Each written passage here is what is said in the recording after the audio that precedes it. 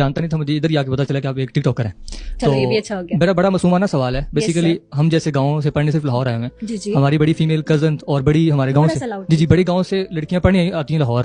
تو آپ نے جیسے کہا کہ میں پڑھنا چاہتی تھی اور میں پڑھ نہیں سکی, کچھ جو بھی وجوہات تھی میں ان کو بیان نہیں کرنا چاہتا, تو آپ نے صرف سوشل میڈیا کو ہی کیوں چوز کیا صرف پیسے کے لیے؟ ایک بڑا ایک اور چیز, اس کے بعد میرے پاس ابھی لائیو کافی ایگزامپل ہے میری ایون کلاس میٹس یونیورسٹی کی جن کے پیرنٹس نہیں ہیں اور میری جونیئرز بھی ہیں, وہ ٹیوشن پڑھا کے اکیڈمی پڑھا کے اپنی 3-4 لاکھ اکیڈمی ایک سیمسٹر کی ایک سال کی فیس ادا کر رہی ہیں.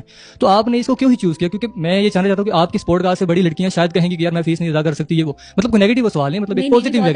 دوسری بات ایک منٹ, دوسرا سوال اس میں یہ ایڈ کرنا چاہتا ہوں میں کہ ابھی آپ ماشاءاللہ اتنا کما چکی ہیں, مطلب جو 5-6 سال کے اندر, تو آپ کیوں نہ چھوٹا موٹا کوئی بزنس اسٹارٹ کرے؟ کیونکہ میں ایک میڈیکل کا اسٹوڈنٹ ہوں, فار ایگزامپل آپ کی فارمیسی شروع کر کے ایک سجیشن بھی آپ ہاں کوئی چھوٹا موٹا بزنس شروع کر کے اسی کو ہی اپنے اس فالوورس کو پازیٹیو امپیکٹ میں کریٹ کر دیں, اور اس میں آپ کو وتعزو من تشاء وتذل من تشاء والی بات آ جائے گی کہ آپ کو جو ہے نا کوئی ڈپریشن انزائٹی سے بچانے والی بات کر رہا ہوں کہ آپ کو انزائٹی بھی نہیں ہوگی, ڈپریشن بھی نہیں ہوگا. تو کیوں نہ آپ یہ کریں اور یہ 2 سوال کرنے جواب دیجیے گا. اور بڑا معصومانہ سوال ہے. سب سے پہلے تو راؤنڈ آف اپلاز, بہت اچھی باتیں, دونوں بہت اچھے, بڑے پرٹیننٹ باتیں کی. آپ کا پہلا سوال جو ہے کہ میں نے دوسرا کام کیوں نہیں شروع کیا, میں نے ابھی اسی شو میں بتایا کہ آئی واز ان 13, میں 13 سال کی تھی جب سے میں نے اپنی مما کے ساتھ کام شروع کیا.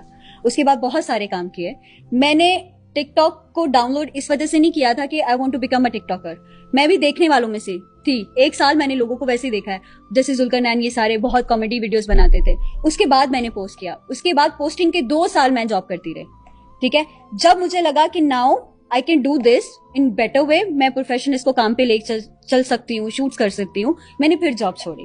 میں نے جاب پہلے ہی چھوڑ کر اس کو نہیں اپنایا, میں نے اپنی جاب کو کنٹینیو رکھا, میں نے اپنی نوکری کو کنٹینیو رکھا, میں وہی ڈیوٹی ٹائمنگ دیتی تھی. اس کے بعد جس دن چھٹی ہوتی تھی اس دن ویڈیوز بناتی تھی.